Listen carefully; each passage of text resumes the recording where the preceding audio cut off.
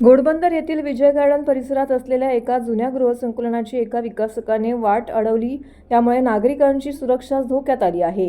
इमारतीच्या बांधकामासाठी गृहसंकुलाकडे जाणाऱ्या 9 मीटर रस्त्यावरच या विकासकाने अतिक्रमण करण्याचा प्रयत्न केलाय। वारंवार विकासकाशी संपर्क करूनही विकासकाने दाद न दिल्याने शिवसेनेचे विभाग प्रमुख रवी घरत यांनी या ठिकाणी जाऊन विकासकाला थेट जाब विचारलाय। 9 मीटरपैकी जेवढ्या रस्त्यावरती विकासकाने अतिक्रमण करण्याचा प्रयत्न केला होता तो संपूर्ण रस्ता रवी घरत यांनी मोकळा करून दिल्याने नागरिकांनी समाधान व्यक्त केले। घोडबंदर महामार्गावरील आनंदनगर परिसरातील विजय वाटिका ही जुनी आणि मोठी सोसायटी आहे। या सोसायटीमध्ये मोठ्या संख्येने नागरिक राहत असून सोसायटीच्या बाजूला एका नवीन इमारतीचं काम सुरू आहे। मात्र या इमारतीच्या बांधकामासाठी सोसायटीकडे जाणाऱ्या 9 मीटर रस्त्यांपैकी 1 ते 2 मीटर रस्त्यावर अतिक्रमण करून त्या ठिकाणी इमारतींचा प्रवेशद्वार लावण्याचा घाट संबंधित विकासकाने घातला असल्याचा आरोप सोसायटीच्या नागरिकांकडून करण्यात आला आहे। नियमाप्रमाणे सोसायटीकडे जाणाऱ्या 9 मीटर रस्ता ठेवणे बंधनकारक असताना संबंधित विकासकाने सोसायटीच्या रस्त्यावरच अतिक्रमण केल्याने नागरिकांची सुरक्षा देखील धोक्यात आलेली आहे।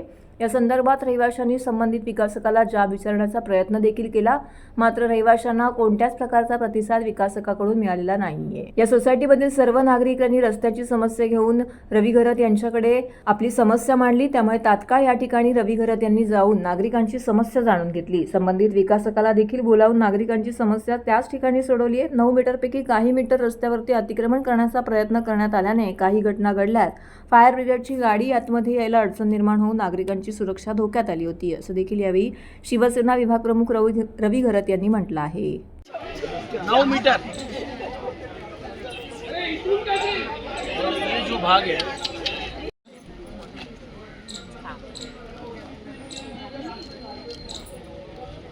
परिवार वाले रहते हैं सपरा सोसाइटी में, और यहाँ पे जाने आने के बच्चे छोटे जाते हैं, लेडीज आती जाती रहती है। इसके लिए हम लोग को यहाँ से कम 9 मीटर का रास्ता चाहिए। हमारा गेट बनना चाहिए, इधर से इनका गेट नहीं खुलना चाहिए, सबसे बड़ी बात यही है। और हमारा गेट आगे भी बनना चाहिए और यहाँ से हम दीवार डालना चाहते हैं, क्योंकि यहाँ पर इनका कुछ भी रहता है हमको दिखाई नहीं पड़ना चाहिए।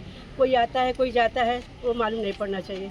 हमारे बच्चे यहाँ बैठेंगे, कल वो लोग वहाँ से आके यहाँ बैठेंगे, कोई बैठ रहा है कोई नहीं बैठ रही है, क्या कर रहे हैं क्या नहीं, बच्चों के ऊपर असर पहुँचेगा ना। माझं नाव अमिता भुसावलकर। आम्ही इथे 10 वर्षात 2010 मध्ये आलो आहोत। गेल्या 15 ते 20 वर्षांपासून आम्हाला काहीही त्रास नव्हता इथे, आणि आता इथली हिरवळ तर जातेच आहे, आणि प्लस मुलांसाठी पण आमच्या सेफ्टीचा इश्यू झालेला आहे, कारण इथे काय एक्झॅक्टली काय उघडतं आहे याची कल्पना नाही आहे।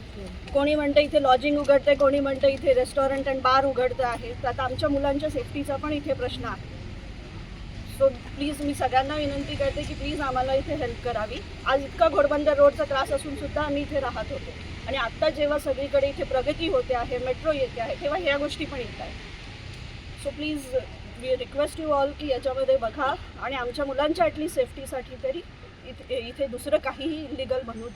निशा सिंह है, और मेरा एक कंसर्न ये भी है कि सेफ्टी पॉइंट ऑफ व्यू से, और दूसरा जो हमारे प्रेमाइसेस में 300-400 मीटर के अंदर मंदिर है, और दूसरा यहाँ पे मेडिटेशन सेंटर है, और उसके आसपास किसी भी तरीके की ये जो एक्टिविटीज़ हैं, जैसा बोला जा रहा है कि यहाँ पे बार या रेस्टोरेंट इस तरीके का खुलेगा, वो होना नहीं चाहिए।